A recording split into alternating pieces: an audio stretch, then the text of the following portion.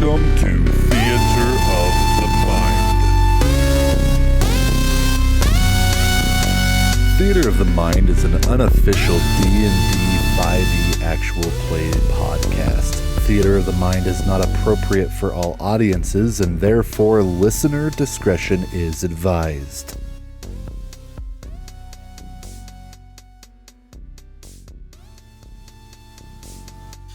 Welcome to Theater of the Mind. My name's Mike. I'll be your dungeon master today. And for episode 10, our question is a little more broad, a little less specified to your recent events. What is the greatest accomplishment of your life thus far? For the character, right? Yes. Okay. My name's Amanda, and I'm playing Mel Kelly. Mel's young. Embarrassingly so. So there hasn't been a ton of time to have any really cool, interesting accomplishments, but she was very, very proud of something that she did like late childhood, early teens. What do they call it? Tweens or something now? She had been allowed to join a martial arts class and everything, and she was super excited because after like 6 months or something, she made it up like 3 belt levels, and she was very, very proud of that. That was probably the root of all of her weird kickboxing taekwondo type classes. Neither of her parents showed up for it, but she was super proud of it. That's depressing. That's a lot about Mel. Wicked sad. And I'm Jeremy. I'm playing Elliot Brandybane. And the accomplishment that Elliot was most proud of is he was a mechanic in the motor pool during Desert Shield. And he kept his shop running and his vehicles moving during the time that he was required to. Gotten almost no sleep, and the crew that was working under him, he kept them together and kept them motivated. And for about a 3-week period of time, they had almost no sleep, but they had very high efficiency and very good efficiency ratings. And Elliot was very proud of that accomplishment. I am Brunel. I'm playing Olnok Vaga Johnson. Olnok's proudest accomplishment is a military accomplishment, but it did cost him quite a bit in his personal life. He's pretty proud of making his rank and getting to the point where he's at in his career, even though it's basically over, because it's not super common to make that rank in the enlisted ranks. Senior chief, I think I said he was. That's an E8.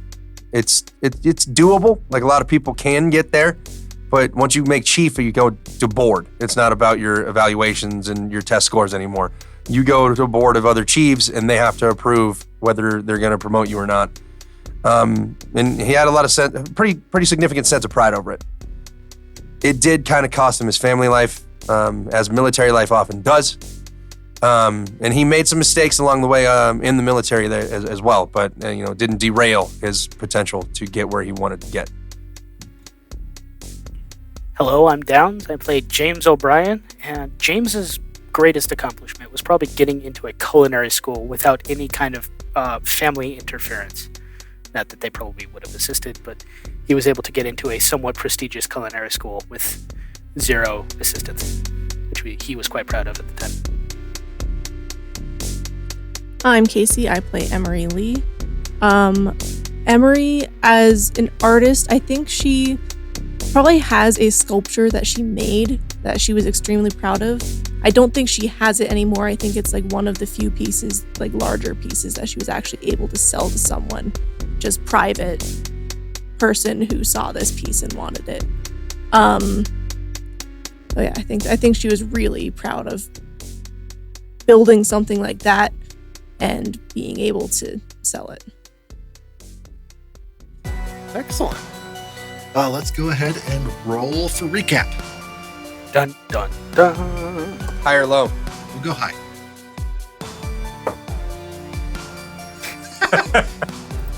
9. Also 9. 5. 6. That would be me. I rolled an 18. So Not even close. No. All right. okay. That makes sense. It was a fairly you-centric episode Yep. anyway. So we learned that if I go into a trance for about 10 minutes, I can talk to animals. That was pretty cool. Also, that no one else hears what I hear, and that I speak to animals like animals talk. But I don't hear me sounding like animals. I hear me sounding like me. So that was a little, I'm sure I looked insane to all of you. Can confirm. We gathered everything up from Elliot's farm. Then we needed to get and started moving down the road. That's where we found out. After packing up the horses for everything for the journey, we found out that I can talk to animals. I guess I found out, and everybody kind of found out by association.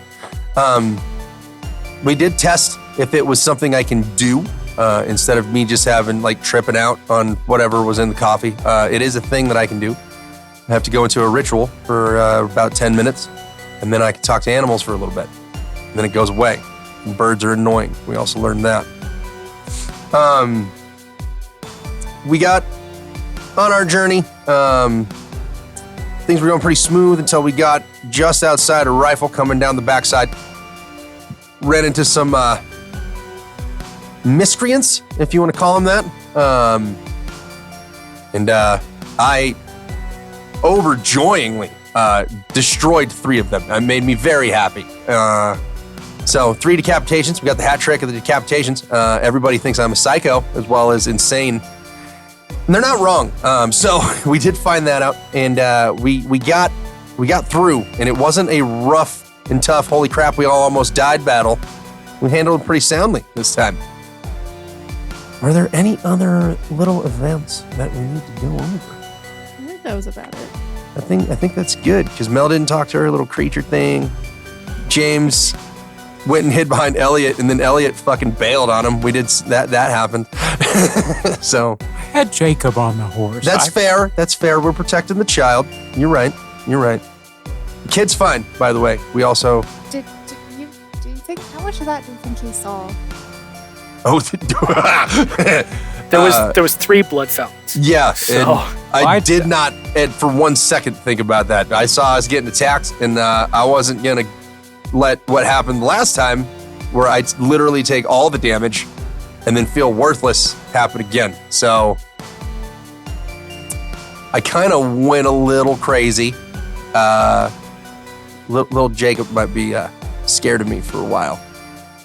All you had to see was one of those. And if it was the one where I was singing after decapitating a You man. mean the first one? Yeah. Which is likely the one he saw. We He's- just gotta hope he had his face buried. Homie like scarred for Elliot's life. back. This is I bad. did tell him to hold on tight. Well, tell him to keep his eyes closed until we get out of here. It all depends on what he Yeah, rolls for his perception check. He's not going to want to see any of this. The other thing worth noting is one member of your party is currently sawing logs pretty hard. That's right. Oh, James yeah, is he sleeping. fainted. Does that stay even after the guy who cast it died? That's a good question. I would be the only one who knows he's asleep because I was right next to him when it happened and I can I hear him don't know snoring. It would I don't only know that last you a know that minute. that's something that magic does either. Though. Yeah. It only lasts a minute, so he's probably waking up about now. Okay. But it is not concentration. Oh, so it would You're last laying a on whole the minute. ground staring at the dead guy's head next to you. So how'd it go?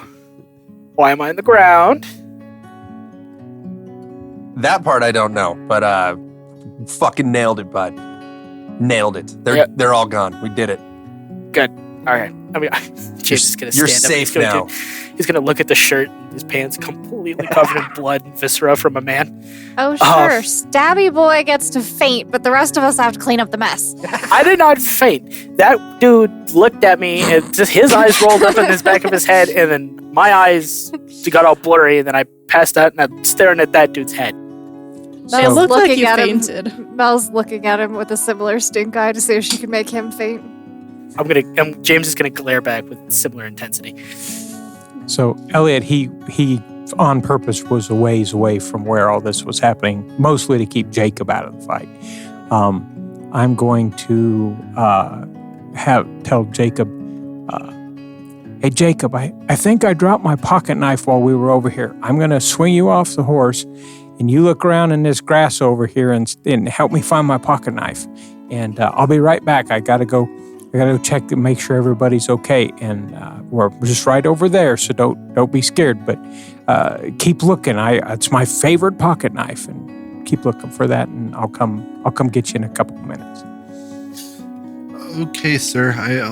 I'll hang out here and I'll try to find. I will find your knife, sir. All right. So he's gonna grab his hand and swing him off to the ground. And he's like, I was here a minute ago. You just keep looking in the grass. It probably fell down in there. You'll have to get on your hands and knees. What color is it?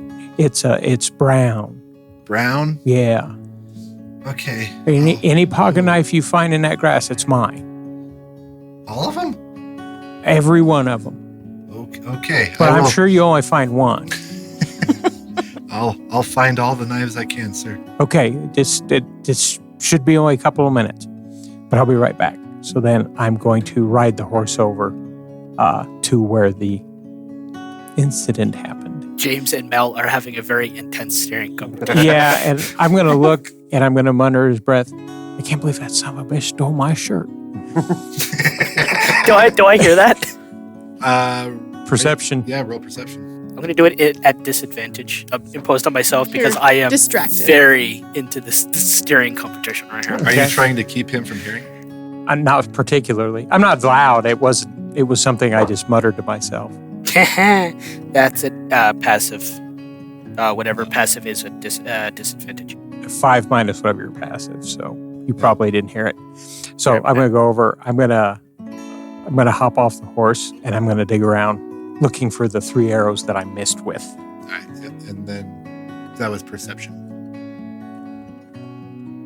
Ooh, 19 plus. Now you find all 3. Sweet. Find the 3 missed arrows. No problem there at all. I think at this point, Mel's firmly in the anger stage of the grief of life completely turning on its ear. And so after a few minutes of staring at James in this rather intent stare down, she's going to telepathically tell him, like, you don't want to push me right now. Oh, I think I do. I'm going to respond in my head. You also get that eldritch screaming in your hand. Oh yeah, my eyes definitely. I don't close them, but I definitely You flinch. twitch. Yes. I'm not gonna have people saying that I passed out in the middle of combat. I think Emery's gonna kind of sidle up to Elliot and say, "What do you do with the bodies after and all? Like, it feels wrong just to leave them here. Is that what you do? You just leave them? You just leave bodies? Unless you want to take the time to bury them, and it'll take about a half a day to do that. Yeah. Like a wise man once said, buzzards gotta eat, same as worms. Who said that? The outlaw Josie Wales. I don't know who that is. I don't know why I asked. Okay. That's all I wanted to know. Thanks, I guess. I'm not comforted, but that answered my question. So Elliot's going to do a really quick over, see if they've got any arrows, specifically if they've got arrows. If any, I didn't know if any of them happen to have bows on them. Any, I don't know. I'm pretty set. I didn't know if anybody needed any more knives or anything, but No, there's no arrows. If that's specifically what you're looking for. There's none of that. There is, they got their wallets on them.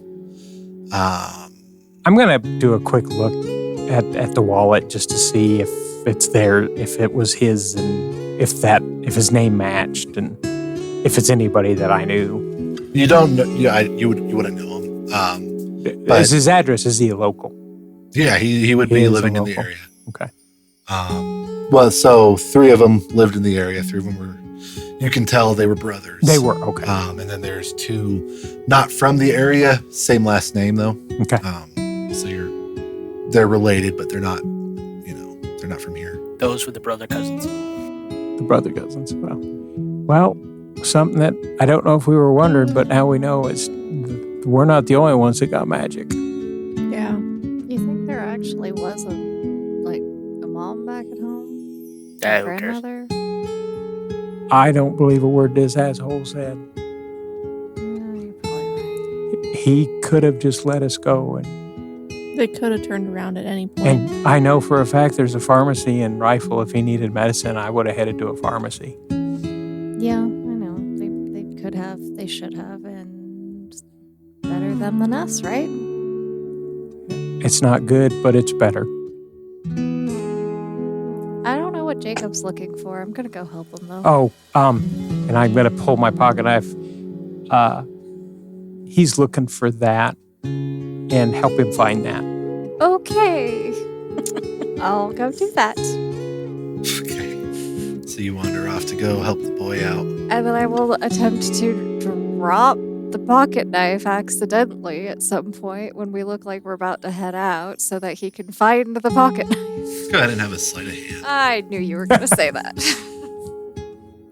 He's not looking. Can she get advantage on that sleight of hand? Because he's busy digging around in the... Sure. Sure.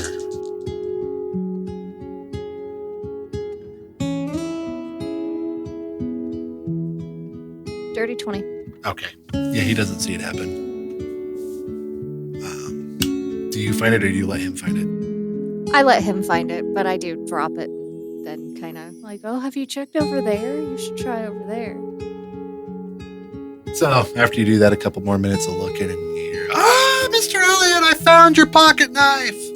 Good, Jacob. And I'm gonna do the cool hop up around on the horse and ride over to him and reach down and help him up on the horse. And, thanks, Jacob. I'd have sure hated if I'd lost that pocket knife. Well, I told you I'd find it, so I found it.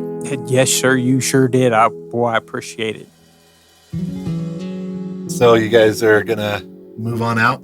Yeah, Yeah. wide berth around the dead people so that Jacob doesn't see him. Yeah, Yes. get back on the road. Well, yeah, And we'll then- get as far away from them as we can, I think. So it's trespass probably on getting the other fairly field. late in the day by now. Yeah, I'd isn't say it? we're probably getting close to like, I don't know, 5, 6 in the afternoon. Yeah. We're Early probably evening. going to need to make camp. I don't know if we want to push into Rifle in the dark. So, Probably better to hit that during the day. yeah. Ride another mile or two. And that's a pretty big field out here. So, We've not been in the city since the first day. I mean, they're hospitable people in Rifle, right? I don't trust anybody. Takes one to know one. I'm just saying, take away their creature comforts. That's a nice shirt you got there. Thank you. I will point out that no matter how hospitable, two of us are covered in blood. Yeah. Head to toe, drenched. Well, put on your bee suit and fix it. It's not going to fix my face. I mean, it's covered. You saw what I did. Have some water. All right. we could hit Mam Creek. I know if we go just a little bit further west from here, we'll hit Mam Creek. It's not very big, but Okay. at least there's running water. And give Boy, us a that's chance gonna to be clean so up a little cold. bit. Oh, I bet it will be cold. Yeah, it's still In melting April? snow. Yeah. Yeah. Oh, that's going to be cold. Yeah. It should get it right out, though. Yeah? I mean, we're still going to be hitting town tomorrow, even if we do camp. So you should probably wash before it's too dry. Yeah. So let's do that. Let's go hit the creek, and then I think it's best. Yeah, you can be as hospitable as you want. People coming up at night is still alarming. Yes. Yes. Everything's alarming. Yeah. Besides, I know if we drop down in the creek bottom over there, we should be able to run a fire as long as it's not smoky.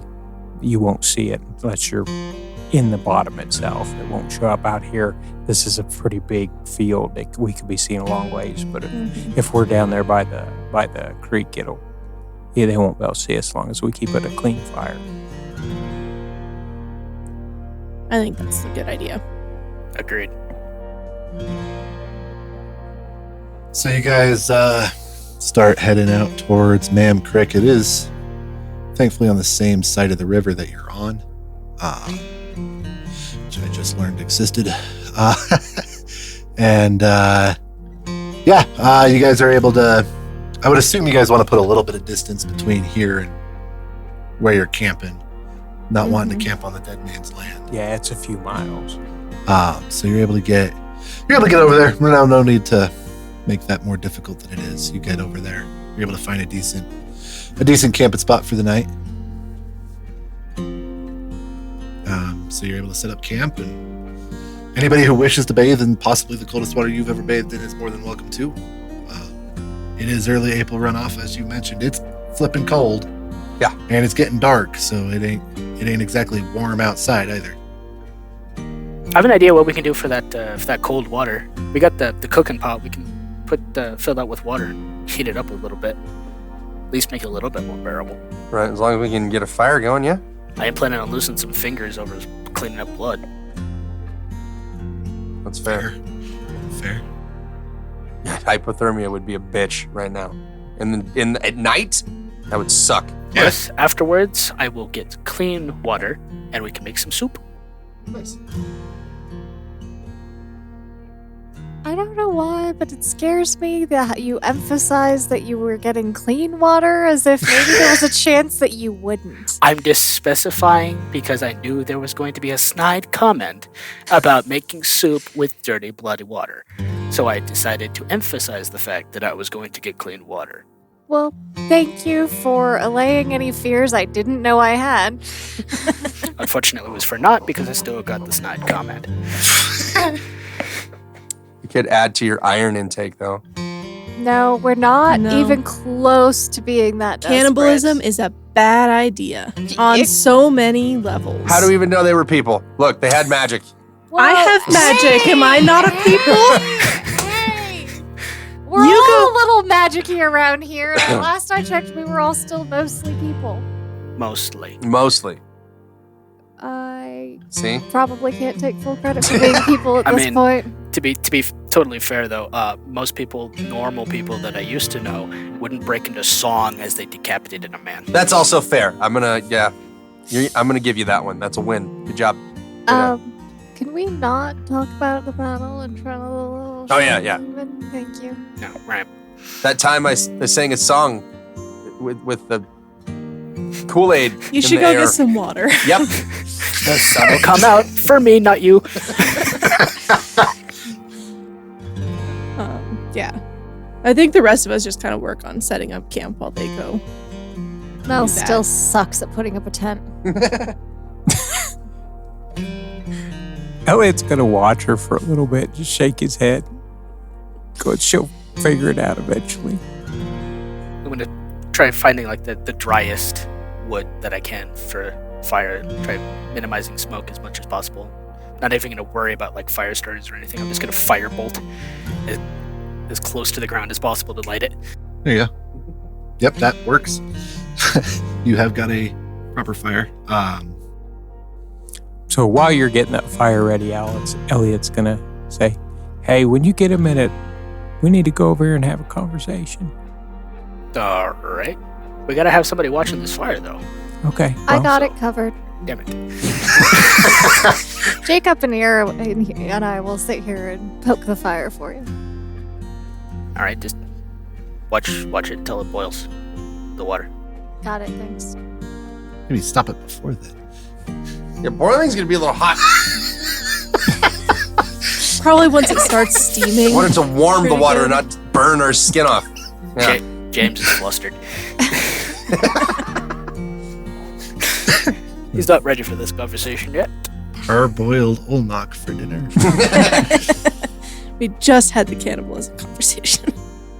So he's gonna take James little ways out. Where over are from you? I camp. can't see you.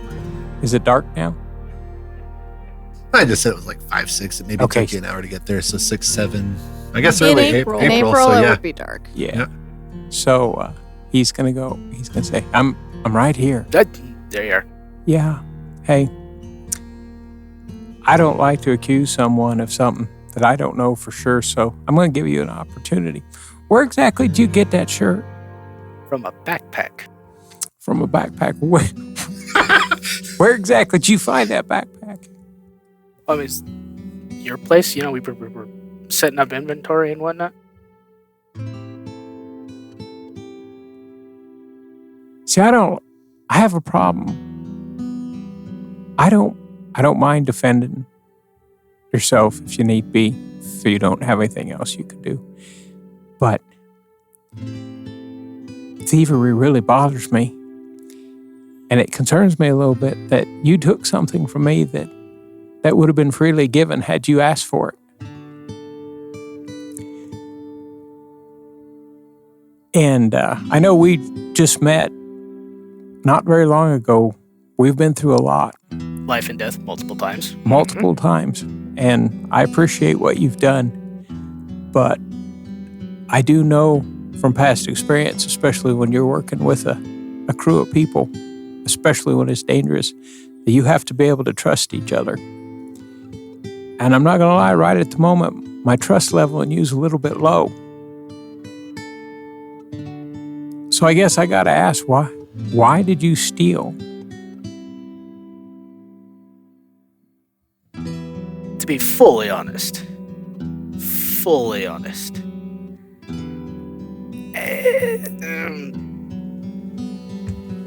hard to explain. It's kind of a nervous tick at this point. Well, I actually believe that. But I guess the question that I need to answer, and I'm going to need you to help me answer it, is where am I going to find my trust in you? That is an excellent question. One that I don't think I have an appropriate response for. I will say, I won't shoot you in the back. That is an honest answer. I may borrow a shirt now and then. Well, whether you're being persuasive or deceptive, don't tell us. Roll and I'll do an insight against it. Ooh. Insight 17.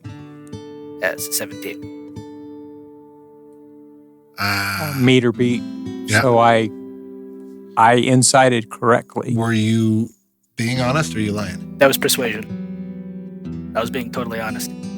You know that he's being honest. He does not believe that he would ever be in a situation where he would shoot you. I may in not the fully... back. My concern is he specifically said the back, so... I'll put it to you another way. I don't fully trust you and you don't fully trust me. We've been through life and death together. I am far above backstabbing. I am totally above board when it comes to life or death situations. I've been in enough situations where the people that I trusted, people I relied on, literally closed the door in my face. Well, I can see how that would make a fellow distrustful. I really do. And then do a perception.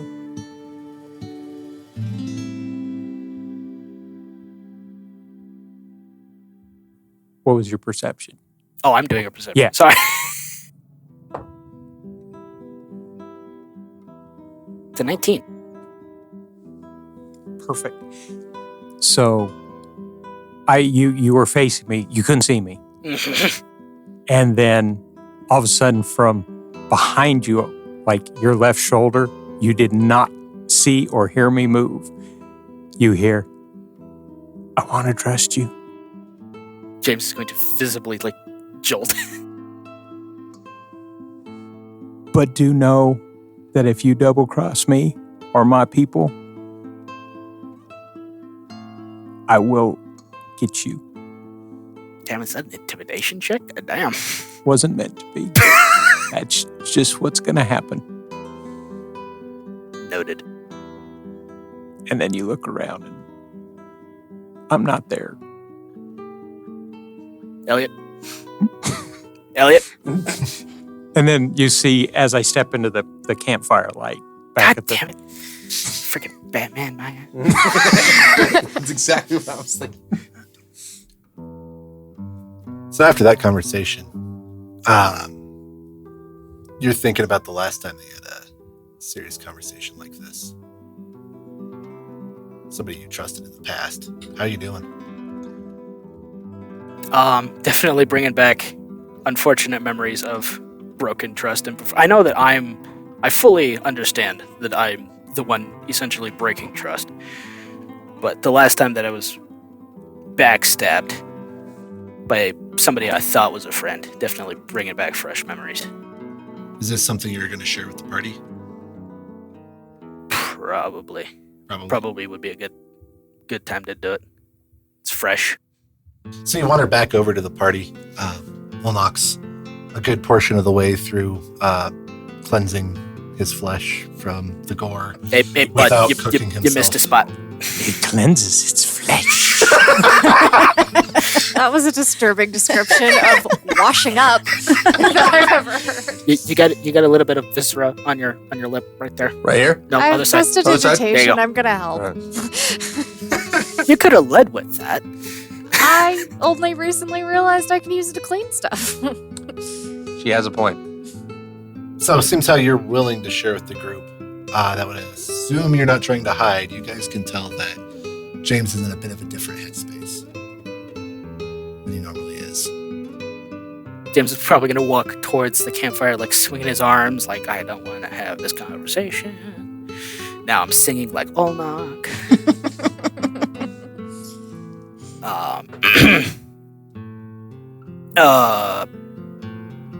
I know I'm not the most forthcoming with everybody, with everything, all the time.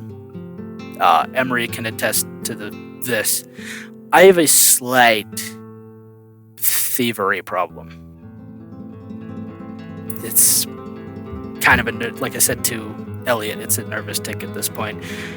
It's going to be one of those very cliche stories about stealing things to get your parents' attention, yada, yada, yada. As I would love to trust everybody. The last time I trusted somebody, though, fully, without any doubt about the person that I trusted, it blew up on my face. So I'd just like to make it clear that I don't fully trust anybody. I don't fully even trust myself half the time, which is an amazing headspace. But I would just like to put it out there that I will not backstab anybody. If there's a possibility of going against any of you to get ahead in staying alive, I will not do it. That is 100% honesty. Yes, this is Elliot's shirt. Yes, the booze came from Sven. Yes, I threw away most of your kale chips. I'm actually for that one. It's nutritious. It killed the plants it landed on.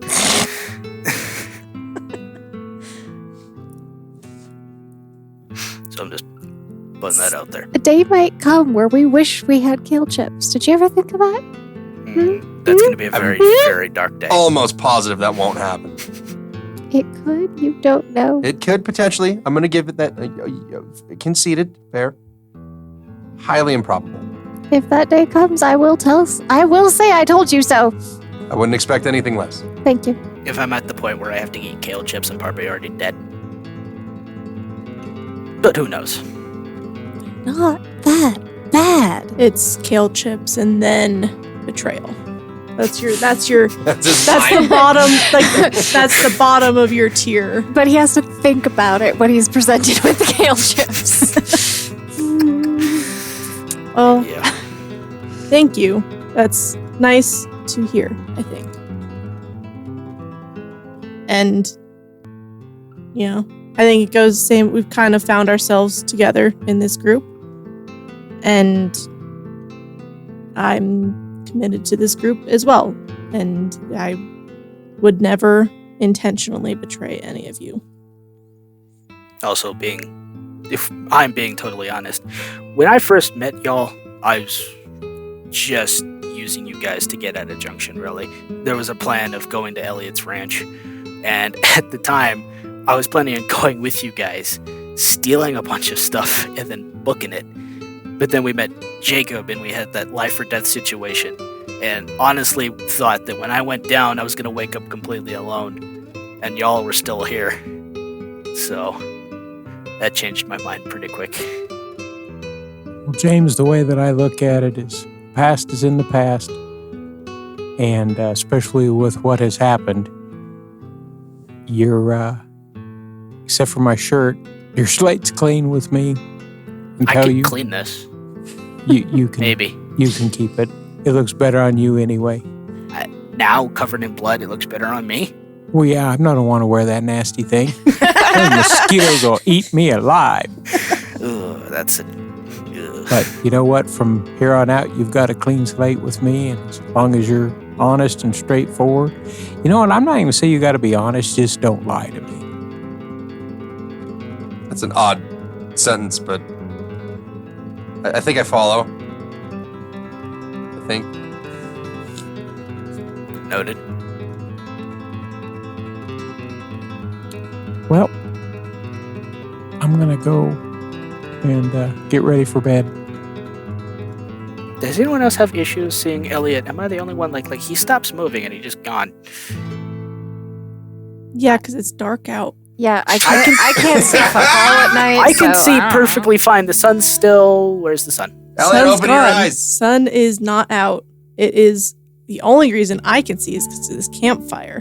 No, I can see pretty same. far out that way. I see like the field where we unalived people. What do you mean? It's He's light. 7. He's not thick. No, it's light out. I can see 50, 60 feet out there. Yeah, but what color is it? Well, I mean, it's, when the moon's up, it's hard to see color. The moon. It looks black and white. The What do you moon mean? is not What? up. It's Mel starts looking at the sky for now the second time in years. Well, I'll There's be no damned. moon. Well, why is it so lit up like this? So yeah, that's what I'm wanting to know. And I can't barely see you unless you move. Yeah, it's actually pretty dark there, Elliot. It's Like really dark. it's like we got I said, I can only see what's around the campfire.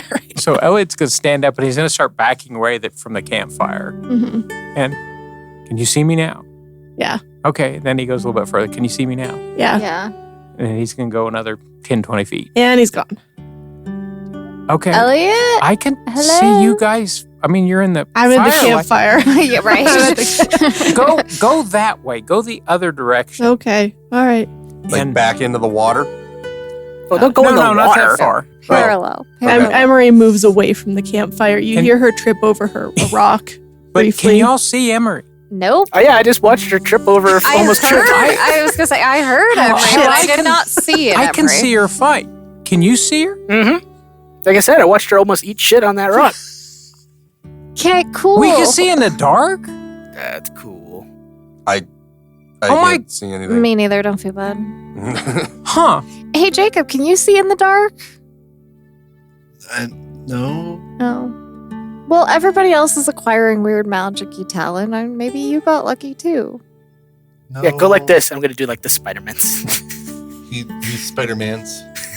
No Spider-Man's happens. Maybe you have Huh. hit puberty or something. I don't know. What? I What's a don't- puberty? No It's a fruit. worries. No, you're thinking of a kumquat. That's a fruit. I'm so glad you chose that one to describe puberty. So Elliot's going to come back at camp and just go, I'll be damned. I don't need my night vision goggles after all. That's kind of cool. That's gonna make thieving so much not from you. No, but if we can find that damn Amoritar, we'll thieve that son of a bitch. Yeah. Yeah, you can steal everything from that guy. That was Thing, kind of my whatever it is. Creature. Is it creature? I don't know. Whatever. I think it was human once. Humanoid creature. Yeah, I think Guy covers it. Yeah, let's do guy. Guy is pretty expansive. Very we'll call broad. him the BBG, the big bad guy. All right. He's evil too, though. Don't forget that. All right.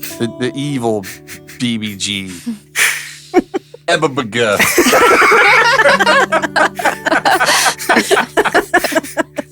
All right. The name's still pending. Yeah, we'll go back to the drawing board on that. Copyright pending. Big evil bad guy. Pebga. Well, that'll keep us entertained around the campfire for a good 20 minutes. All right. After that time, I'll probably have soup ready. Do you want me to roll a performance for soup? Yeah. Sure. Same pot? Different pot? How many pots did you bring? Just the one. That's why I specified that I cleaned it out after the blood and rinsed it out really well and made non-bloody soup. We have Dr. Bronner's, so you can clean it real good. It's what? Sorry? 17 for Okay. the Yeah, for this the soup. shit's baller. You can almost taste the guilt.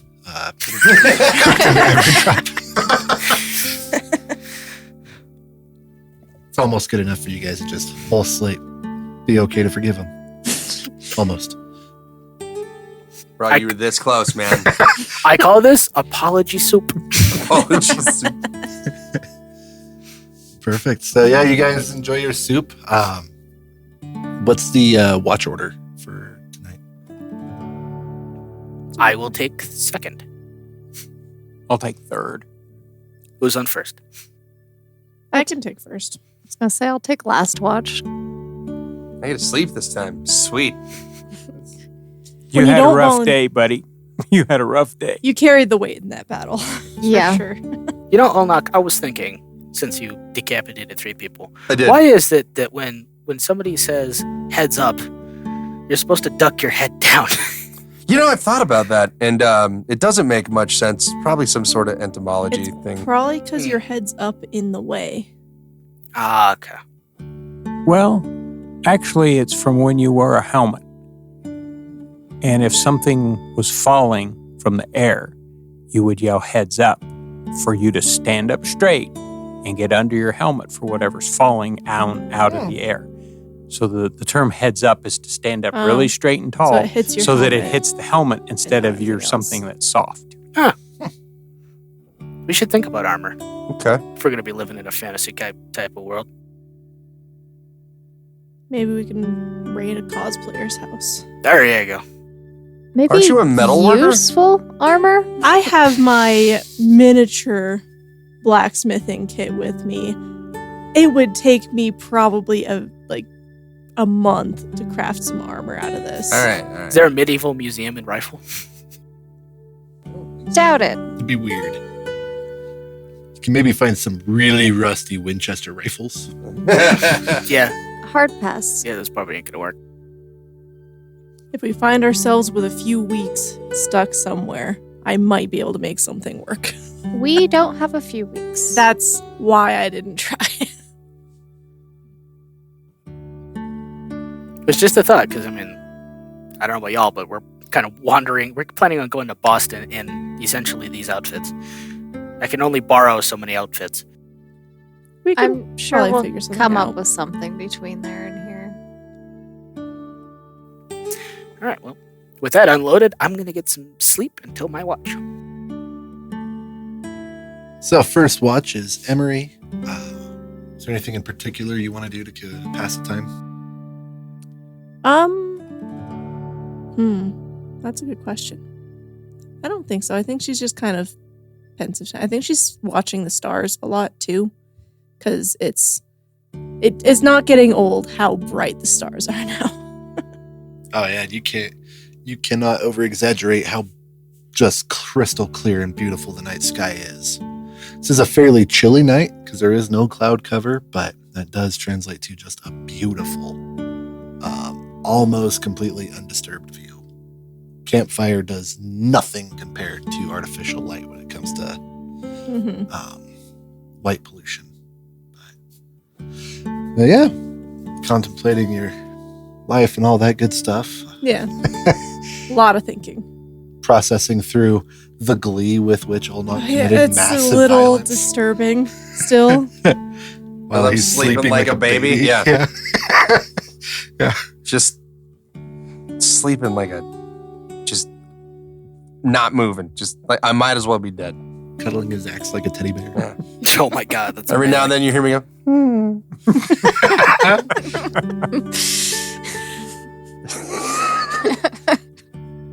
I think part of Emery is wishing she had picked up on like she had internalized the religion she had been raised in. She was raised in a Christian family mostly because it feels wrong to leave bodies. Like, it feels wrong to leave people just dead, and having something that you can say, something you could believe in that would like put that energy out there, like, oh, hopefully their next life is good. But she's kind of just thinking about that a little bit. Yeah, it's a fair amount of weight. It's a pretty heavy topic, but thankfully you're near enough civilization that there's no real risk to you. So your watch passes uneventfully. And it is time to wake up James. She does not poke James awake because she is pretty sure he'll stab her. So she just kind of goes, listen, you have an unhealthy obsession with your knives. You don't get to get offended about that. But she's going to go over and just kind of, James, wake up. Knives everywhere. Oh, God. No. James wakes up like a normal human being. He does clutch a knife, but he's not going to immediately stab you with it. Yeah, well, He knows you're better than that. it's your watch. You're up. All right, thanks. Anything eventful happen? No. It's Okay. quiet out here. Enjoy your shut-eye. Yeah, good night. All right. What is James doing? He's probably going to. He can't stand in one place for too long, so he'll probably like circle around camp, kind of like swinging his arms around. You know, very ADHD. Like I can't sleep, so I got to do something. Kind of act. Also looking up at the stars, but keeping his eyes on the surrounding whatnot. Just swinging his arms back and forth, kind of like just meandering around camp. As you're meandering around camp, you mentioned it a couple times in your explanational apology speech thing, that you'd been backstabbed a couple of times. With having drug that memory up, I'm sure that's one you usually try to keep under lock and key. Definitely. You find yourself contemplating and rehashing that old memory in extreme detail. So, as you're thinking back on it, you think back to your college back in Trenton, New Jersey. Flashback to that. Hey there, listener. I'm here with a quick ad break. As always, thank you for listening. We are having a blast making this, and we appreciate you joining us on this ride. Secondly, we have a new, non-sponsored ad. As you've heard at the end of every episode, we use Epidemic Sound to source almost all of our music and sound effects. If you are a content creator of any kind, Epidemic Sound is offering you a free 7-day trial of their program.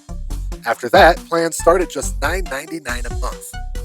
With a paid membership, you gain access to over 40,000 music tracks and over 90,000 sound effects.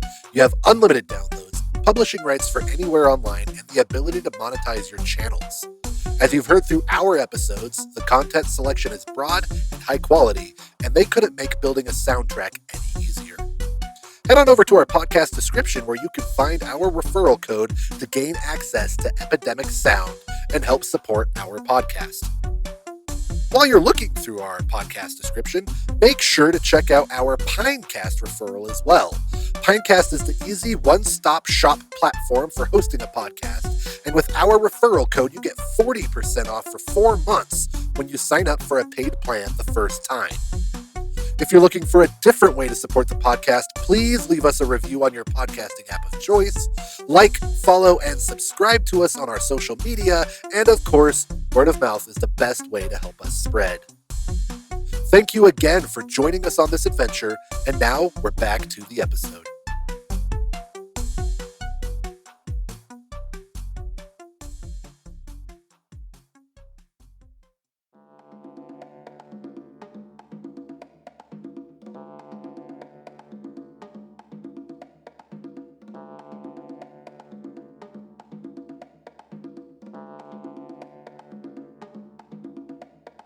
So, James, you are a student at a culinary program in Trenton, New Jersey. You moved down to Jersey in the years following your leaving home and settled into the capital city if for no other reason than no one from your home went to Trenton. New Yorkers don't go down to Jersey, let alone Trenton. Right. It is your second year at the school, and you and your buddy Kyle are both working at the student-run cafe. So you're working there, and your buddy Kyle comes up and is like, "Hey, Jimmy, man, Yo, what up? freaking Chef Lannister's supervision and hospitality class is killing me, bro. I don't know if I'm gonna pull this off, man. Yeah, kind of a hard ass. He's hard, and it just doesn't make any sense. I'm not looking to run a fucking hotel, man. I don't care about that shit. Right? We want to be chefs. We don't want to run Yeah. hotels. It's someone else's job. I don't know, man. If I can't get that grade up, Dad's gonna pull the money. Yeah? Ooh. I'll have to go back to the city, which means I won't be able to be your roommate. Oh, man. I'll be gone, buddy. It's kind of that. Well, I don't know what's what your to grade? Do you do. think you can like make up some like, extra credit or something? Lannister's gonna give me extra credit. True, okay? true. What am I saying? Oof. I've already getting as much extra credit as I can working every weekend at this freaking joint Right. for all 4 students that come out to the culinary building for lunch on a Saturday. Yeah. Ah, good ideas. You know, I have an idea. Not a whole heck of a lot of people are here on the weekend. We could always, hypothetically, of course, change your grade. He is one of the only guys who still uses a paper grade book. True. But I know his handwriting pretty well, and I know where he keeps the book. It's at his desk. That makes sense. I know which drawer. It's the upper right. That's where I keep my books. I don't know, Jimmy. I mean, Dude, trust me. I mean, he's a hard ass. There's no other way. yeah. Well, yeah. Unless, of course, you want to flunk out of culinary school. God, that'd be embarrassing. Right? My folks would never give me the end of it, man. I'd have to go. My dad would make me end up joining West Point. I'd have to go out and fight in an army, man. Just Talk to me a about whole valor, fun. Yeah, right? Need freedom. honor, and duty.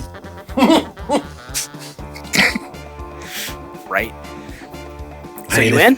Yeah, if you think we can pull that, I don't know, Jimmy. I ain't never done nothing like this. I'm on. It'll be perfectly fine. We're in, out. Like nothing, Well, if we're gonna do it, we gotta do it at night. obviously. I ain't doing it. That's too risky. Yeah? Lannister's always here. Right. I mean, this Saturday. Yeah. all Right right, before man. grades go out. Be perfect time. All right, Jimmy. If you think we could pull this off, man, I don't know. Yeah. He doesn't even look at the names. He'll just post them. I'll be fine. All right. Well, so fast forward over to Saturday night. So your college is really, it's kind of one really weird shaped building. You've got your center building with thin hallways that lead off to other halls. They're all treated as though they're separate buildings. They're all referred to as separate buildings. Confusingly, you have main building, A building, B building, and then G building. Because that's totally helpful. That's the map I found. And even weirder, G is spelled G-E-E. They must have been from around here. It's an actual college somewhere. I'm not going to name where, but God it's a very weird layout. Weird. All right. The culinary building is in the main building. So if you picture it, you've got the main building in the southwest corner. There's a hall that runs up to G building up north. And then the rest of the building, you follow a hallway east. And then there's a northeast section. Kind of a really funky horseshoe, if you Yeah. want to think of it that way. Gotcha.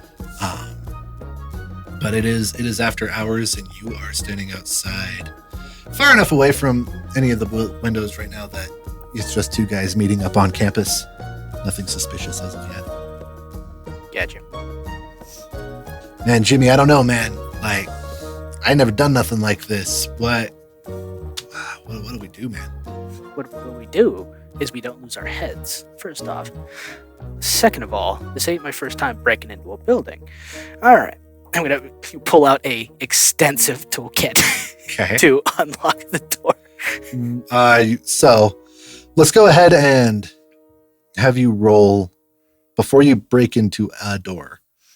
Go ahead and roll to see an investigation, so you Okay. can see what doors are around, so you Okay. can make an informed decision. That is a 17. All right. So you kind of, you know what you're doing. You know how to scout out a building. You take your time. You do a full walk around of the building, the entire building, and you see that the main building where the culinary lab would be is currently unoccupied. All the lights are out. There's nobody in it. Perfect. In that area, you do find a couple of different kinds of doors. You find a door with the simplex locks, the physical. There is a mechanical number code you can enter to get in through that door. Okay. And it's a solid steel door or aluminum, whatever. It's metal. No windows, no nothing. You are able to find a couple of key lock doors that do have windows. Yep. You find a bucket load of just normal windows. Right. And then there is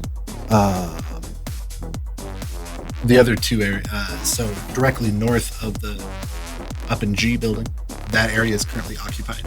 Okay. You can see that there is a custodian working in there.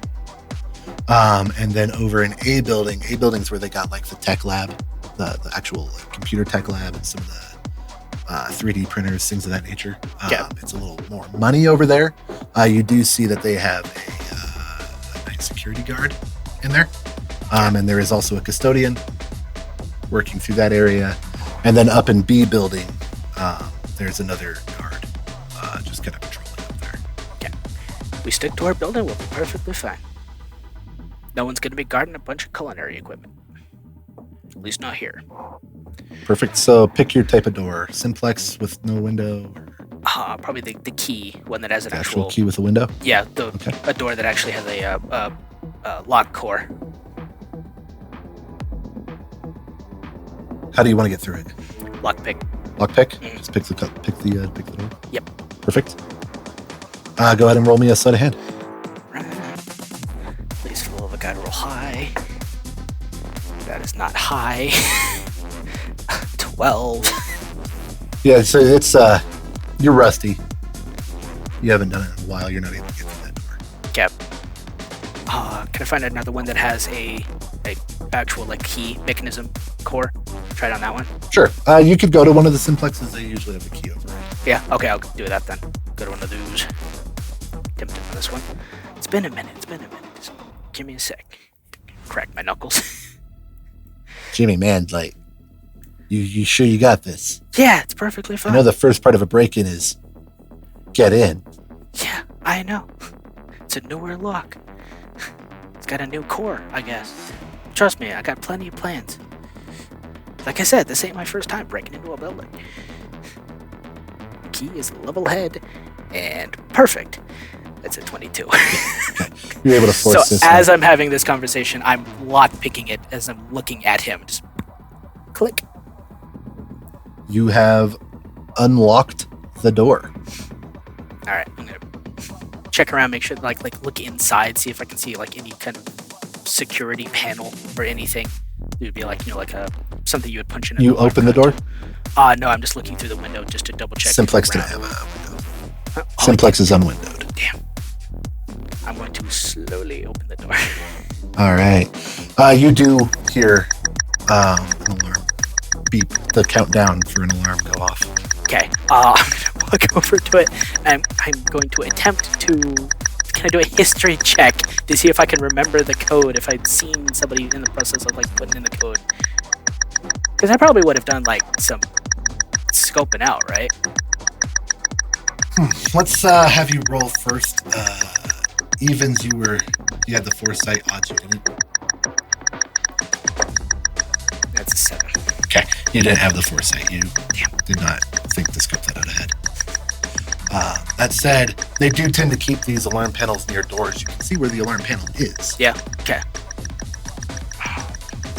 And it's showing about 15 seconds left before the alarm goes off. Okay.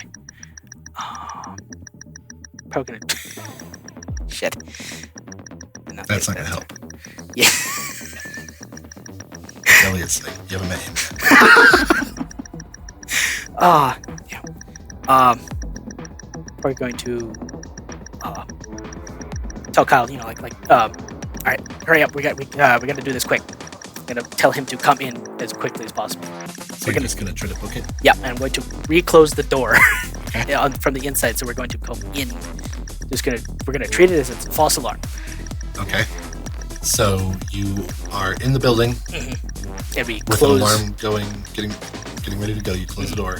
Yep. You're standing in a hallway Yep. near an alarm panel that's about to go off. Yep, we're going to book it as quickly as possible to the culinary section, and we're going to hide until the security comes in, checks it, and goes away. Okay. Go ahead and give me a stealth roll for you. 17. Okay. You're tucked away. You do your best to coach Kyle. And 15 seconds, you duck down, and as the alarm is starting to go off. Yeah. And I don't know if you guys have heard a building alarm go off. They are shockingly loud. Yeah, they are. They are. Way louder than any business thing. Yeah. It is unnecessary because you know it's also calling the police. And at best, it's just going to maybe make the bad guy poop himself a little bit. Yep. But shortly thereafter, you hear We're fine. you hear you see the custodian. So there's a branch that goes straight up north from the culinary lab up into G building, and there's another main hallway that goes straight off into A building. The culinary lab sits in the corner of those two hallways. Yep. So you're able to see this college. It takes a good amount of pride in its culinary program. It's a good culinary program. Right. With it, they do treat their culinary labs as kind of a show lab too. So it's a solid wall of windows. Yeah. So any prospective students walking past can see the program in action. What that translates to is where you're hiding in there, you can see out into the hallway with the flashing lights. You do see one of the night shift custodians booking it to the alarm panel to see what's going on. And from from A building, you see the night security guy coming. First thing they do is they get to the alarm panel and they disable it because nobody can function with that thing going off, them included. Yeah. So it's suddenly dead quiet. And you can hear from outside as they're formulating their plan. Where you're hiding, you can see the door to the professor's office or the chef's office, where you know the book is located. So you can stay hidden, or you can try getting in there. Probably stay hidden until they start moving away. This way they don't look over and potentially spot us. Perfect. Okay. So you can tell they are systematically sweeping the building. They clearly have a protocol for this. They are going through office by office, opening the door, turning on the lights, making sure there's nobody in there, closing the door, killing the lights in opposite order because physics. Yeah. And then moving on to the next building.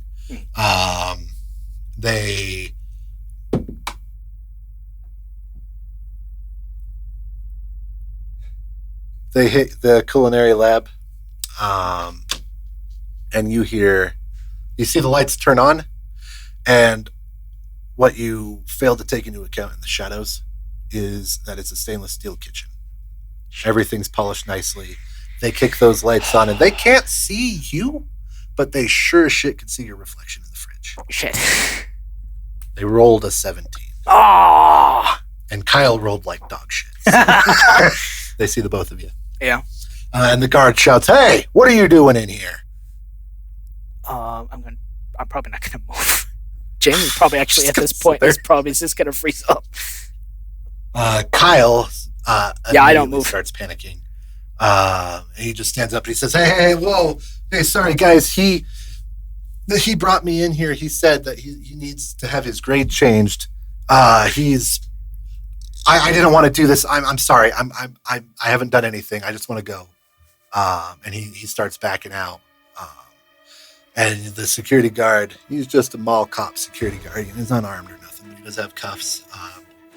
However, he's also the night security guard at a community college. So he's not used them in quite some time. So he's fumbling with the holster, I guess you'd call the cuff holder thingy. Yeah. On their belt, cuff holster. Sure. He's fumbling with it a little bit. While he's fumbling, Kyle bolts and pulls the door closed behind him. Bolts Like out. right as I was about to get up and do the exact same thing. Kyle's closed the door. You're in there with the custodian and the night guard. So I'll probably stand up and like say, okay, you got me. And look, I assume he's going to start coming around towards me. Mm-hmm. He does start moving towards you. He finally gets his cuffs freed. Okay. As he gets the cuffs free, I'm going to attempt to book it a different direction towards a different door.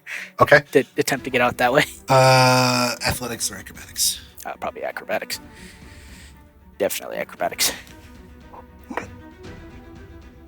That is a 12. Oh, well, he rolled a 13. Oh, Jesus Christ. So he's already had one kid bolt on him. Mm-hmm. He ain't letting that happen twice. He may only be the night guard of a Jersey community college, but he does have some pride in his job. He ain't letting that happen twice. He lunges across the cooktop and just barely manages to catch you by your shirt, pulling you back. And so he's trying to get the cuffs on you. I'm going to attempt to break away from him, Okay. if possible. Let's go athletics to break away.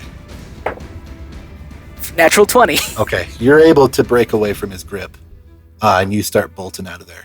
Okay. You're able to get through the door, and let's treat this kind of like we did at the end of the last heist.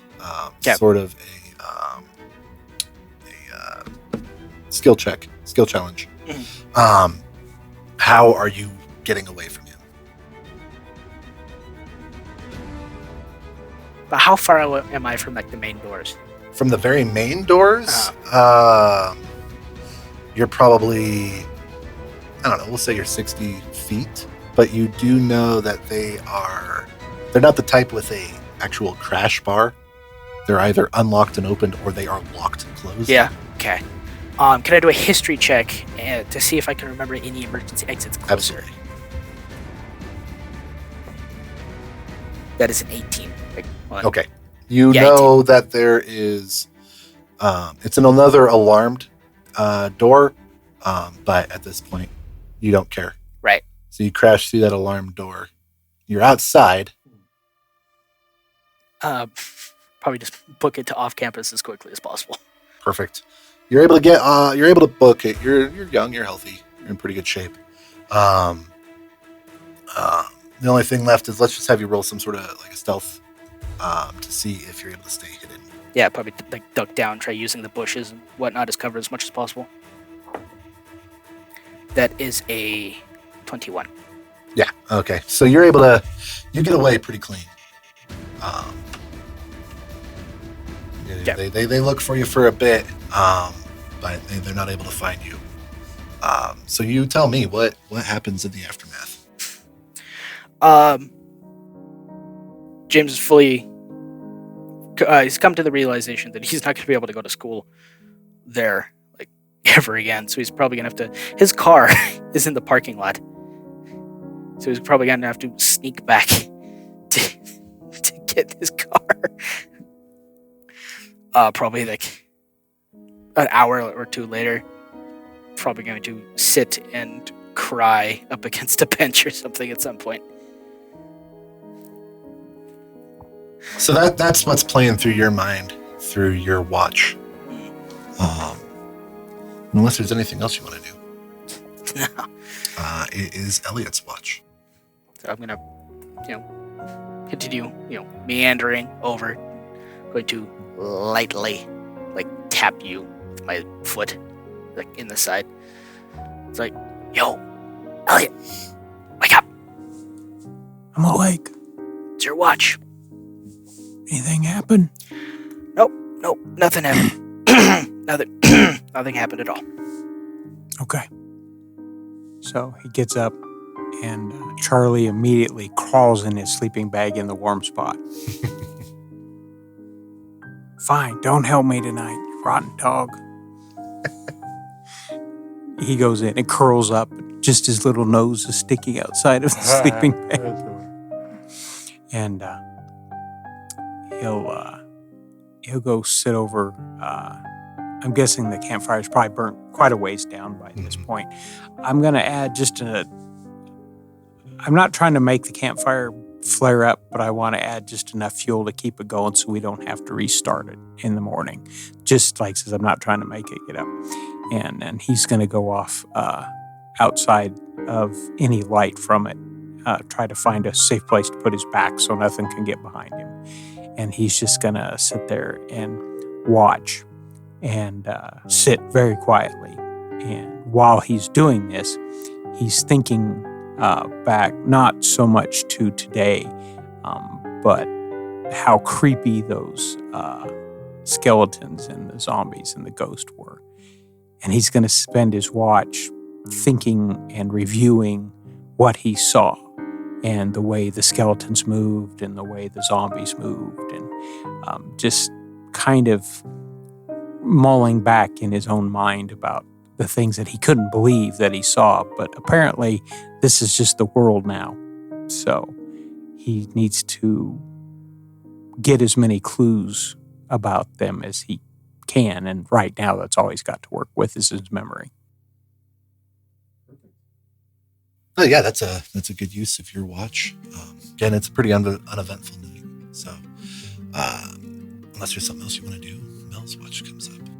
So he's going to go up. Now, unbeknownst to him, he succeeded in casting a spell on himself. Okay. So he's going to go up and lightly just scratch on Mel's half fallen down tent. And just scratch to make the little nylon sound on the tent. way. Mel, it's What? your turn. And when you open your eyes, you see this zombie face looking at you. Yeah! What? Shh, quiet. And you hear Elliot. What is wrong with you? Why do you look dead? What do you mean look dead? I'm not old. I'm old. I'm not dead. You look dead. And he kind of looks down at his hands, and his hands look all zombified. What in the world? And he shakes his hand, and then the disguise self dispels. Okay. And holy crap, what was that? You did it with... What, are you trying to scare me old? No. But now that I know it works, it's been quiet tonight. Nothing's been going on. Thanks. Sure, I gotta go get that dog out of my sleeping bag so I can get some sleep. Good luck. He might bite me. You want to go get Charlie out? No, he'll definitely bite me. Okay, you're right. He probably will. All right. Well, I hope you slept well and enjoy your yoga chips, kale. Thanks. Sure. Charlie, get out of the sleeping bag. I'll go, bare your teeth at me. I don't care. Get out. It's getting cold. Rough. Disgruntled wolf. Perfect. So with that, Mel's watches. What is Mel doing?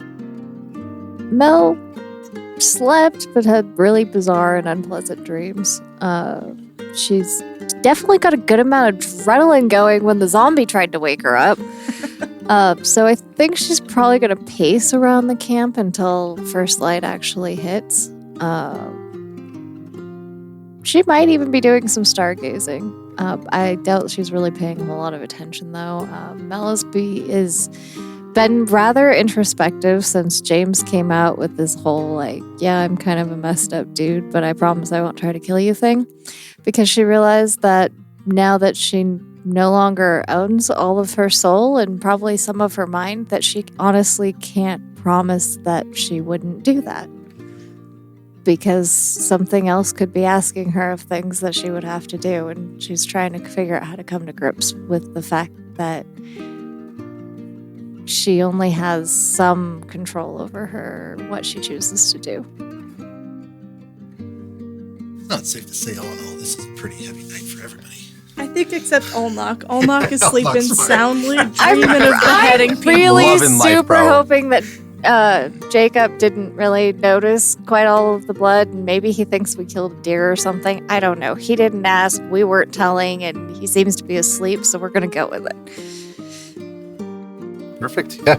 You do notice, I mean, he tosses and turns a fair bit throughout the night. I'll periodically pull a sleeping bag back up to try to tuck him in, because it's cold. It is, and it's definitely cold. It's cold enough. There's frost forming especially near the river. It's not a warm night by any means. She'll probably still try to do some morning yoga for old time's sake, but her balance sucks right now. Probably one of those internal, external things. I don't know. Your chakras aren't aligned. Yeah, there we go. That's it. My chakras are out of alignment. There we go. Well, perfect. So yeah, the rest of your watch goes uneventfully. Boy tosses and turns a fair bit throughout the night. Olnok sleeps like a baby. Everyone else is definitely out, but it's probably more exhaustion than comfortable sleep. Yeah. With that, the sun starts to crest. Day starts. So Elliot gets up and gets dressed. He says, "Okay, we're going to go try it again," and off into the bushes. And after a little bit, you hear some, "Well, fine, goddammit, be that way. Hell, I didn't want you to work anyway." Comes stomping back, and he's just, "This doesn't work. It's a simple thing. It ain't been that long since I rode a horse all day."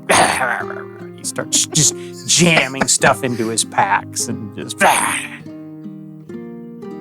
Emery is extremely, she rolls out of her sleeping bag and stands up and groans because riding a horse all day and then sleeping on the ground, you get stiff. Yoga helps. You know, I might actually take you up on that today. It does. It really does. Be careful on the hamstring stretch, though. Those things are burning like a bitch. Those in your inner thigh would be screaming. Yeah, those From two. hugging the horse all day with your legs, that Yeah. hurts. The dudes are all walking like old school cowboys. Elliot's going to go, "Yeah, it's not an affectation. That's how they really walked." Emery does some half-assed yoga with Mel. Just enough to get the blood flowing to feel human. James will start on breakfast. As you're eating breakfast, as the sun continues to rise, you can see now the town of Rifle. It's just on the other side of the river from you, probably about an hour's ride. You did see a fair amount of there's a fair amount of folks moving around. From what you can tell, there's plenty of motion and commotion over there. It's not a dead ghost town by any means. But yeah, I feel comfortable assuming that the individual Elliot knows who makes primitive style bows is not a man who lives in the heart of Rifle. No, he's on the other side of town. He's on the that would be the north side of town. Oh, like you're headed up towards Meeker up near Rifle Gap. Yeah, it's further north. It's between Rifle and Silt. Okay. Yeah. So we're gonna have to cross the river, but there's a couple of bridges, and then we're gonna go through Rifle, and then there's a road that goes from Rifle to Silt. East, correct. And we'll go up that road, and we're actually gonna go up into the where there's houses and stuff. Used to have Okay. its places back there. So you can't see it from the road. It's on the see that hill right there? It's on the other side of that hill. But as the crow flies, it's straight that way. So you guys have a nice breakfast. Yep. Probably a little bit of that guilt from last night still pouring on in. So James takes his time and cooks it up proper. Yep. You guys remount your horses, and Jacob ride in with Elliot, or is he riding with Mel today? How you feeling about taking the boy? Jacob, do you want an adventurous ride? I don't honestly I don't care. Honestly, the horse just this guy just hurt from yesterday. Yeah, we all do. I'm sorry. It does get easier, though. A couple, 3 more days, you won't notice. I hope so. You can go ahead and ride with me for a little while, and maybe you'll have a calming effect on the horse. They seem to like you better than me anyway. We can have the horse whisperer talk to him. Maybe if it'll help. I'm gonna need to do that Zenny thing I did last time. You Oh, guys got it's about not- 10 minutes before we jump. It's not worth the effort. Yeah. I mean, it's going to take a while for me to break down. Ernie didn't bite me at all yesterday, so that's an improvement. Orange stick, good. We're burning through carrots at an alarming rate. Sorry, that's my fault. I'll stop eating them. I thought you were going to say that you're fed too many to the horses. We were sharing. I'd eat half, I'd give them the other half. Okay, good. It's not like you take a bite, I take a bite thing. I was Ew, about gross. to seriously question your methods. Especially with how horses eat. They get their lips all up Oh, on yeah. that shit. Oh, Ew, God. no, ew. Perfect. So you guys start riding into town. Now, the nice thing about Rifle is it's another town with a fair amount of ranches near it. So you can tell, you see the remnants of other folk having ridden horse through town. This is by no means it may not necessarily be commonplace yet, but it's not abnormal. Folks are kind of mostly looking because they don't recognize you more than, hey, there's folks on horses. And they're definitely, especially if you're still in your big green jumpsuit, you're catching some attention. But just in the holy cow, that's a big boy sort of way, not in a Hey, Kinda Olnog, negative. we got to get you a different outfit. These are comfortable, bud. Yeah, It's all about I'd comfort. feel a hell of a lot more comfortable if people weren't staring at us all the time. They're gonna stare at me anyway. They always do. He has so many pockets, though. Very useful. See? So many. Told you. Alright. Do you think they make those in my size? I got a blue one I Probably. can change into if you want. Can we change it to a blue one I don't instead of a green one? I don't think that's going to help. We're already in the middle of town. It's too late. At least this way, if you're up against some trees, you kind of blend in. I have the BDUs. That means it's got pants and a jacket. They're hot as shit, though. which isn't a bad thing right now. Yeah, we're in April. I can do that. We're in the middle of town. already. Maybe change later. I think if you start stripping in the middle of town, that Yeah, please will don't. Please get don't. even more Stare unwanted more. attention. All, I I'm, mean, you assume it's unwanted attention. all I'm saying is that the military attire might draw unwanted attention at some point. You saw that I have my sea bag, right? Like, that's all I have in here. I don't have like normal people clothes. I don't got normie clothes. We can appropriate some for you. In his size? It's a We little can harder. appropriate some materials to make him an outfit. we can get a sheet or something probably. Yeah, we can make you look like one of those ghost things. Let's not. Just wrap up in a toga. With the undead actually coming back to life, maybe looking like a ghost is a bad idea. Yeah, well, somebody over here can look like zombies. See what? I mean, I saw you this morning. You looked like a zombie. That was rude. Jacob Jones. That was. Hey, whose side are you on, buddy? Yes, fun. Hey, I said yesterday I was going to be honest with y'all. There's such a thing as too honest. Haven't found that yet. I'm still learning. Is Yeah, there any, the line is difficult to toe, James. I'm not great at it either. is there anything we need from the town of Rifle itself, or do we just want to move through? Think there's any more coffee? Me being the guy in charge of the food supplies and whatnot, how are our food supplies looking after I was done making been breakfast? It's been a day. Yeah, we're Yeah. good. I just wanted to make sure I mean- that the carrot muncher over here hadn't gone through other supplies yet. Jokingly, you are almost out of carrots? Yeah. Like, y'all ain't about to starve. You got food Yeah. for a while. Cool. I mean, unless y'all need other supplies, like if y'all forgot some socks. No, I think we're okay. I mean, Elliot might want new shirts. Hey, Elliot, what are we going to trade for these bows? That I don't know. We're just gonna have to talk to the guy and see. I don't think he's gonna be dumb enough to take my credit card. Yeah, you left that back in Junction. No, I brought my credit card with He me. just left the number. You Oh. brought your credit card with? Really? Even I didn't bring my credit card with I'm me. gonna pull out my wallet. I'm gonna use this as long as people will take it. I'm not gonna lie. But I don't know. I guess we'll just go talk to him and see what he needs or wants or what he would take. Are you sure that your buddy's even still here?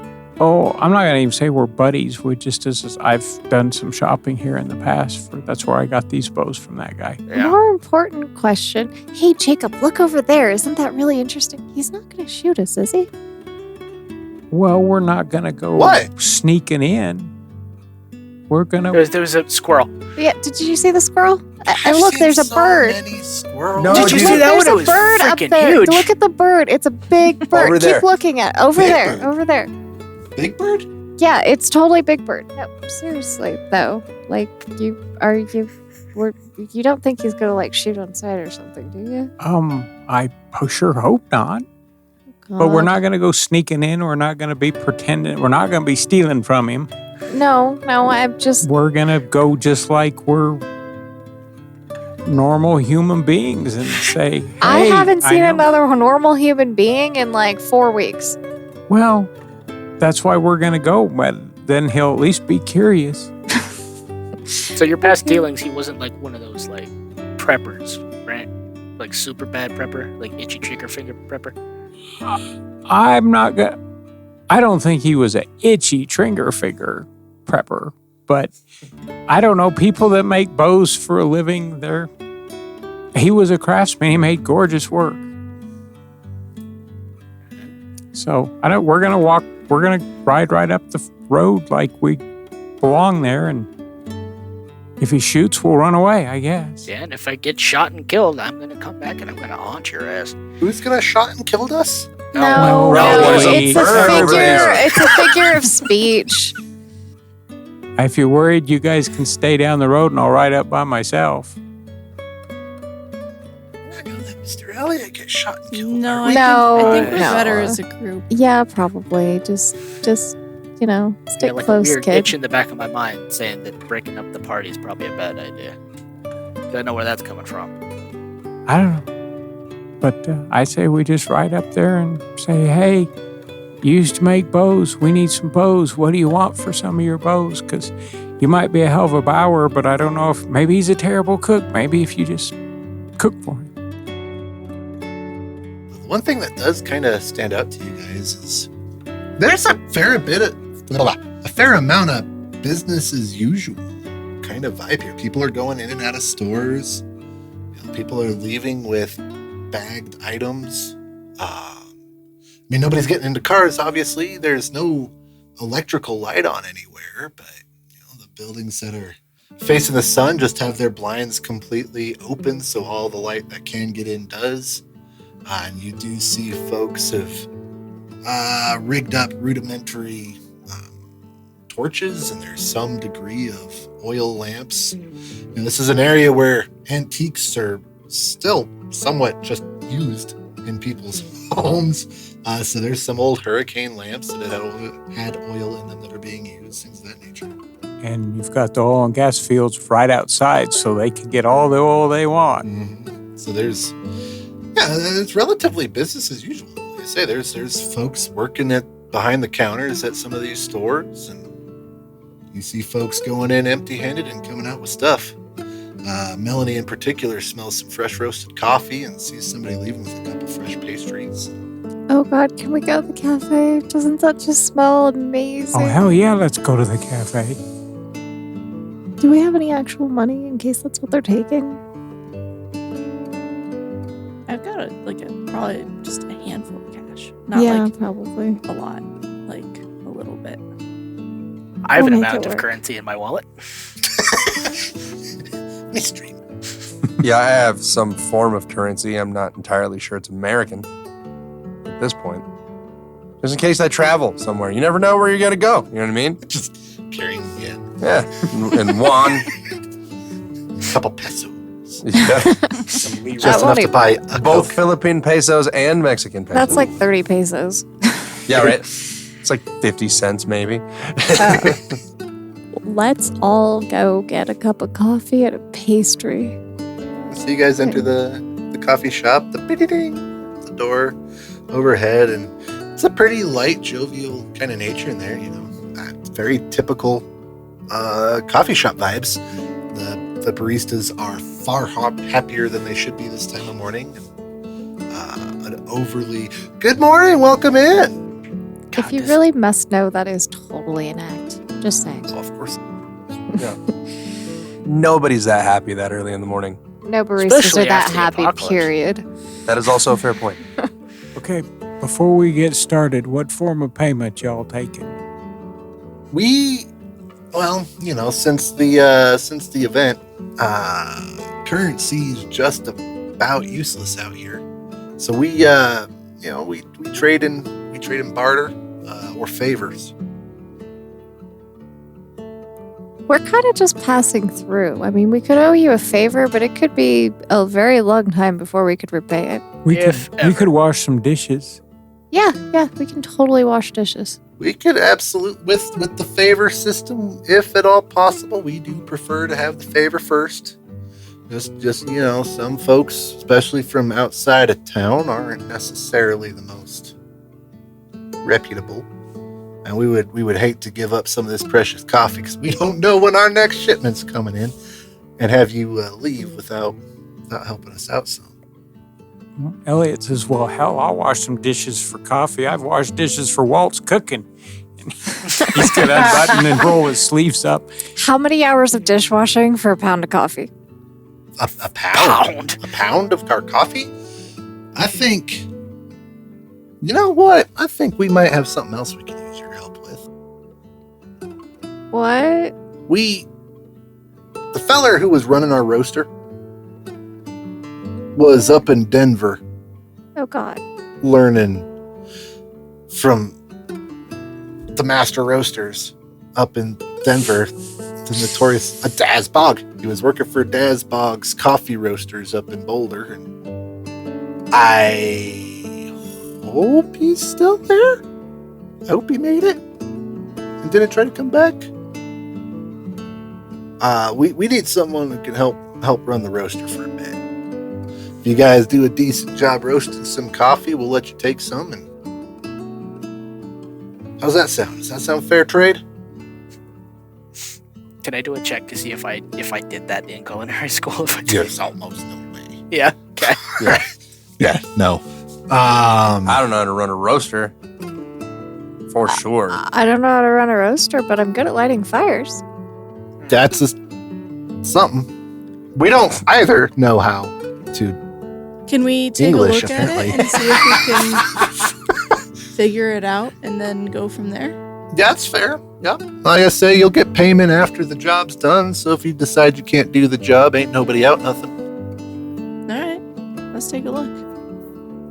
Then you go back there and It's a coffee roaster would probably be just like a big drum basically that spins, and then there's got to be some heat source either on the outside or like the middle. And if the heat source was it would have been originally electric. So at this point, you would take the drum that you were roasting it in and just roast it over a fire and do it spit Mhm. style and hope for the best. Almost like a chili roaster. At Yeah, that kind point. of. So yep, that's a pretty good description. What you do see is it's a big old stainless steel machine. Baristas. Yeah. Fair. Yeah, fair. See a big old, this particular unit is mostly stainless steel. You can see off on one side there's an opening with a little bit of a downslide that presumably the roasted coffee would come out of. And on the other side, you can see a bit of a hopper system that the unroasted coffee would go into. And there is the drum is all entirely enclosed within this machine. But there are cabinet doors on the bottom that you can open up. This was an electric unit. So that ain't gonna work. But You think you could hold some fire underneath it in this cabinet here? I think we could make Where it this work. heat element is? I think we could make it work. Alright. There's gotta be... Maybe I can kind of just connect something to it so I can spin it manually. Some kind of gear system. There's gotta be some sort of like belt or gear somewhere in it that spins this thing. yeah, So can kind of take it apart a little bit, just enough to like get something so I can spin it by hand. absolutely. Yeah, it's all thin stainless steel sheeting around it. Plenty of easily accessible screws. So you're able to get it. You can see to the belt. It is a rubber belt attached to an electric motor down below. But with it being rubber, it wouldn't take a whole heck of a lot to get it pulled off the machine, Yeah. exposing the gear. With it being a solid stainless steel drum, it ain't the easiest thing to get started. It's pretty hefty, especially once you get the coffee in it. It weighs a fair bit. I feel like when we get it going, though, it'll kind of keep itself in motion.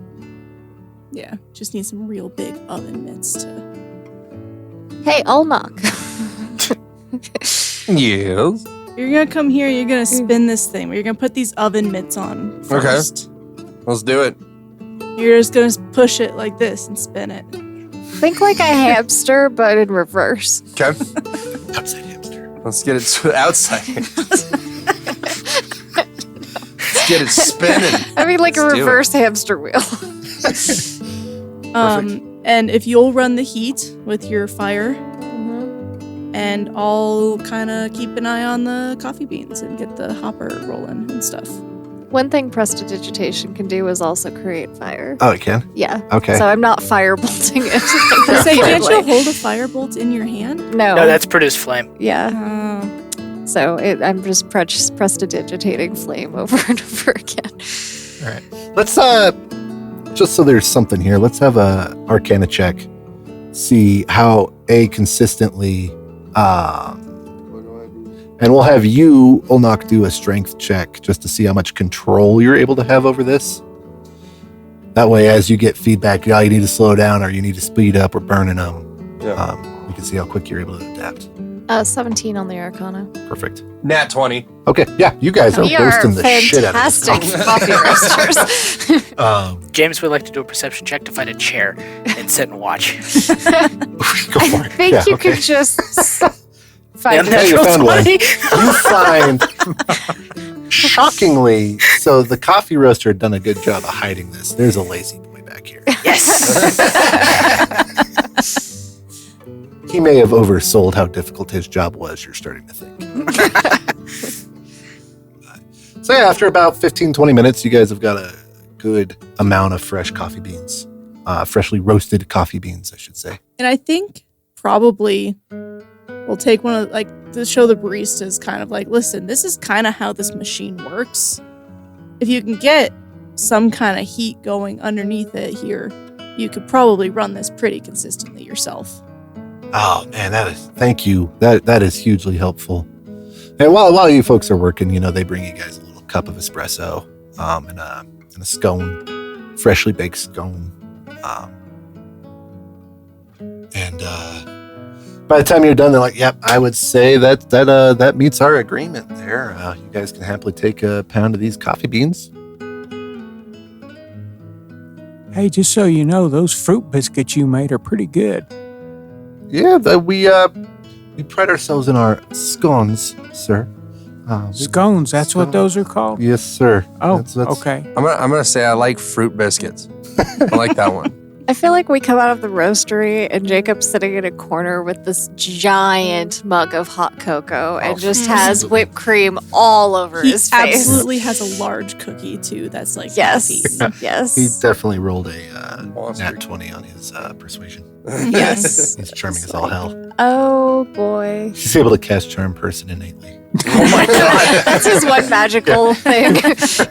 Everyone thinks he's the cutest little boy ever. Beautiful. So yeah, you guys got yourself some coffee, some scones, and you, as you're working there, you see, a lot of folks coming in. You see a very obviously a farmer type come in with a fresh couple heads of lettuce, and he hands off. And the baristas immediately take it back, and they got themselves a bucket of water in the back they use to wash it off and start processing it for some sandwiches they're going to use later or make later. And you see the barter seems to be the way to go. Primarily, folks bringing stuff in and passing it off, but there are a handful of folks that are working on the favor system. You hear one rugged looking feller promise the barista, "Yep, you know what? I'll be by, say, around 5 o'clock tonight. And we'll get that front porch of yours fixed back up." And I don't know. I'd say a full front porch gives me a month's worth of coffee, which the barista agrees to. Hearing a whole lot of that kind of transaction taking place here. But with that, you step back out on the main street. You see that it's downtown Rifle. There's restaurants. There's a couple of fancy-ish looking boutiques for clothing and the like. We all smell really good right now. You Like do fresh smell roasted phenomenal. coffee. Mm. Like You got yourself your bag of fresh beans. Well, that does give me some hope, so that there are people that are acting not so damn crazy as they could. yeah, no kidding. That is rather reassuring. I don't know what this guy's gonna need, but something that we could do. I know that they use quite a lot of leather, and especially if they're doing natural stuff.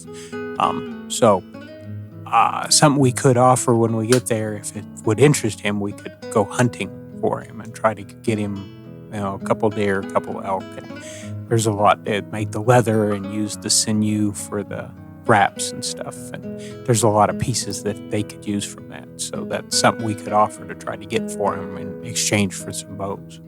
I'd be down for a little bit of hunting. I don't know that it'd be much use, but I think I'd be completely useless. it's a good idea for sure. But let's I'll go. offer him some yoga classes. I don't think he's gonna take those. Probably not.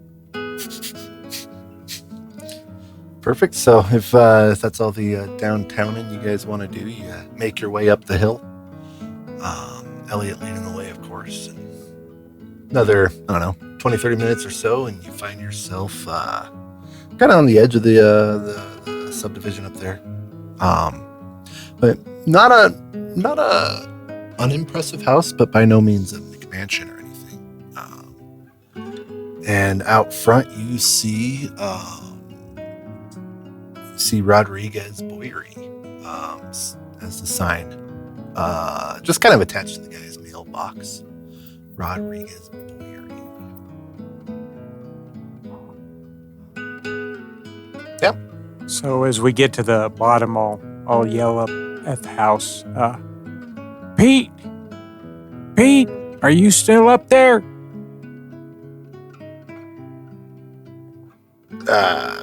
After a little bit, you see of blinds getting flipped open, and I'm going to smile and wave.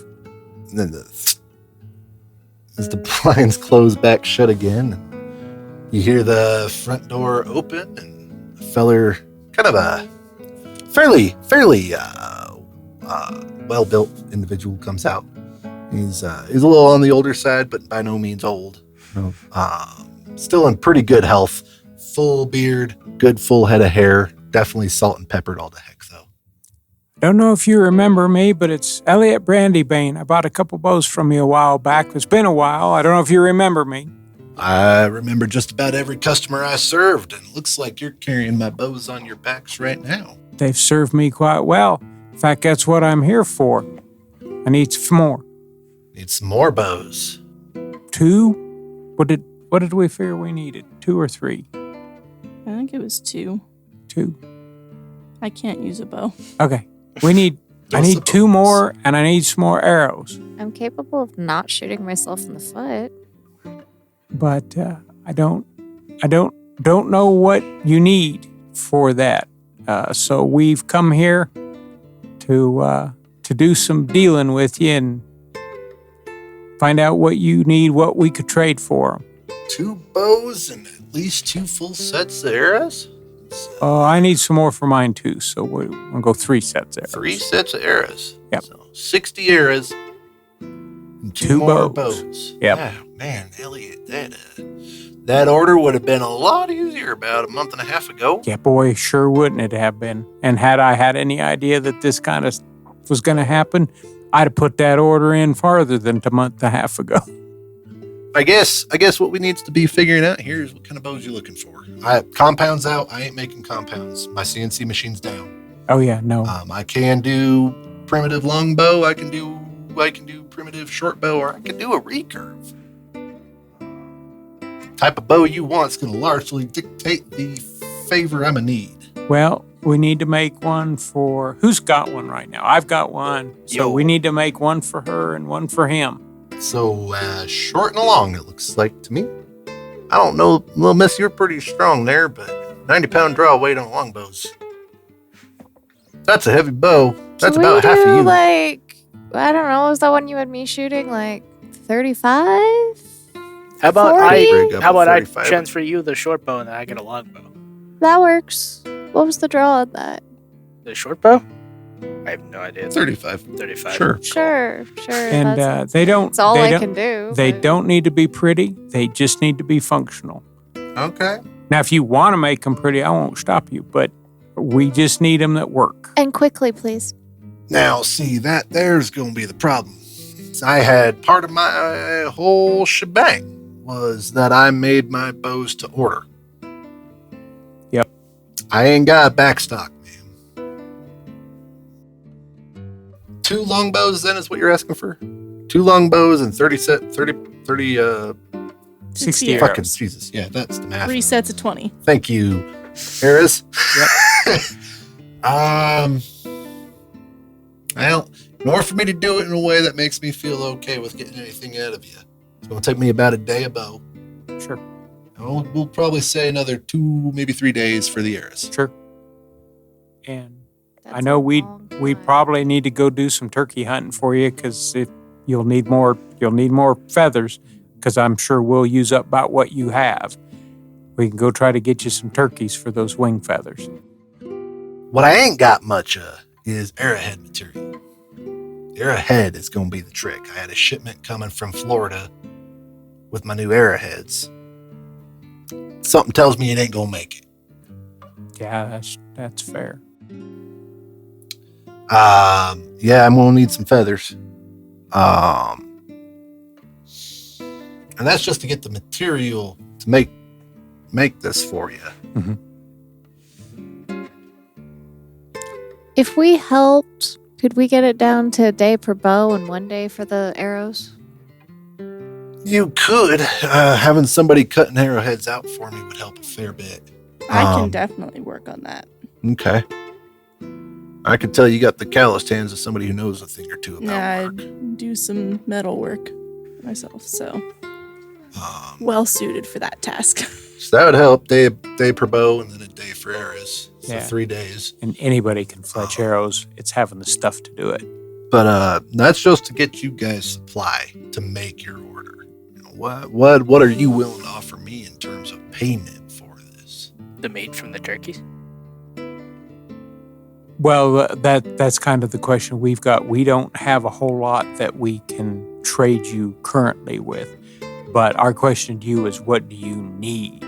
what can we get for you? We'll have to go get it. I don't think we've got much of anything in our pocket that you want. And most of what we've got, we're going to need to travel with. But what is there anything that what do you need? What do you want us to go to? We might go get you 10 turkeys, maybe a cow elk or something, because you'll need the leather for all your wraps and everything that you're working on. So that's our question is, you've got the talent to make the bows. Do you know much about making leather there, Elliot? Elliot does, yes. Then I can hunt real good. You don't get into this line of work if you can't shoot stuff. I hate tan and hide. That's fair. I hate tan and hide too. It stinks. If you folks was willing to take down a bull elk or a cow elk, I don't care, an elk, and tan that hide, share the meat, whatever. Share the meat from the turkeys, cool. I can procure food. Let you guys set up in my backyard. House is kind of off limits. Mrs. isn't too keen on visitors right now, but I got a good sized backyard you guys could set up in for camp for a bit. Somewhat secure. I got a fence at minimum. And if you guys are able to get me the material you need for your arrows, and you guys are able and willing to tan me some hide off of a fresh kill, I think we could make that square. Okay. I think we could do that. Because I know we're going to be taking up a bunch of your time, so we gotta make up for it. So I think we could do that. Fantastic. It's a little late in the day to get started on the hunt. You guys are welcome to be comfortable. You can start scouting out some areas. I know a couple areas you're more likely to find than others. I can point them out to you. Okay. But yeah, I'll get started on them bows. Okay. Yeah, you let us know where to go look. I'm used to the other side of the river, so. Perfect. So with that, he pulls out maps and you guys sit down, and that's where we're going to cut this episode. All right. Cool. Theater of the Mind is Jeremy Arston as Elliot Brandybane, Amanda Arston as Melanie Kelly, Michael Burnell as Ulnock Farger Johnson, Michael Downs as James O'Brien, Casey Weingarten as Emery Lee, and myself, Mike Schock, as your Dungeon Master. We release new episodes every 2 weeks, so our next episode will release on March 17th. If you want to follow us, our social media and website can be found on our link tree, which can be found in the podcast description. Also in the podcast description, you can find a link to Pinecast, as well as our referral code to get you 40% off your first 4 months of a paid membership, as well as our referral link to Epidemic Sound, which gets you a 1-week trial period to their excellent program. The music this week was sourced from Epidemic Sounds, who we are not sponsored by under the Creative Commons license. The songs used in order are Light Years in No Time by Kim Aspen, Small Town Feeling by Eric Feinberg, From Dusk by Andre Cantu, Lonely Charades by Andre Cantu, This Too Shall Pass by Peace Reels, The Heist by White Bones, Diamond Heist by Christopher Motet-Levson, Heist Music by Nightcap, Escape Plan Activated by Grant Newman, Thread the Needle by Gavin Luke, Stepping on Glass by Anid, Deep Blue City by Eric Fernholm, Sunny Side Down by Will Harrison, Serene Highlands by Daniel Cade, Unbounded Horizons by Victor Lundberg, Blank Stare Happy by American Legion, and Reluctant Soldier by Will Harrison. The Theater of the Mind theme, intermission, and outro were written by Mike Schock. Theater of the Mind is a work of fiction. Names, characters, businesses, places, events, and incidents are used in a fictitious manner. Any resemblance to actual persons, living or dead, or actual events is purely coincidental.